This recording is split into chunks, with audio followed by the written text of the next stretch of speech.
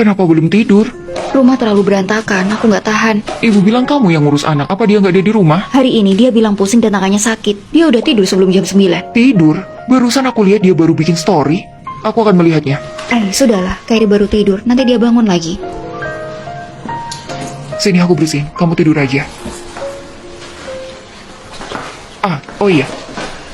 Lain kali kalau dia bersikap kayak gitu lagi. Apa bisa berhasil?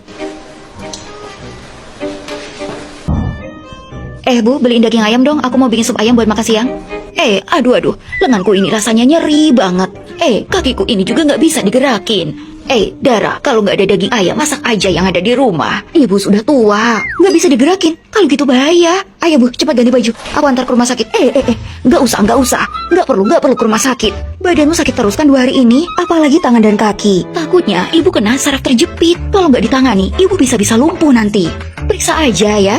Aku cuma butuh istirahat. Nggak usah. Aneh, rumah sakit bilang baik-baik aja. Dokternya salah nih, nggak bisa. Ayo ganti rumah sakit. Dara, kita udah ganti 3 rumah sakit. Sudahlah, ayo kita pulang. Tunggu Dara, tunggu.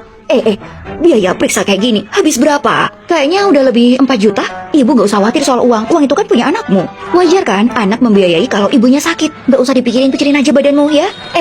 Ini bukan soal uangnya siapa. Aku yang nggak sanggup. Aku nggak sakit kok. Nggak sakit, Ibu. Kamu bercanda ya? Kalau nggak sakit, kenapa tanganmu sering nyeri dan kakimu nggak bisa digerakin? Ini dokternya yang salah. Gimana kalau kamu dirawat di rumah sakit? Biar dokter bisa memeriksanya dengan detail. Pokoknya kita harus tahu penyakitmu.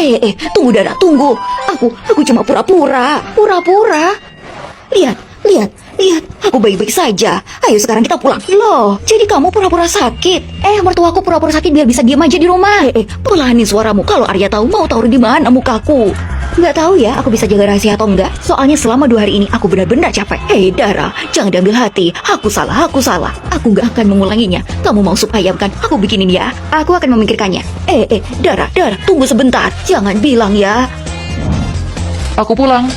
Loh, ibu masak? Iya, sup ayam. Dara bilang dia pengen sup ayam. Jadi aku masakin buat dia. Itu bagus, Bu. Iya. Aku baru tahu. Dara itu ternyata menantu yang sangat baik. Kita harus memperlakukannya dengan baik.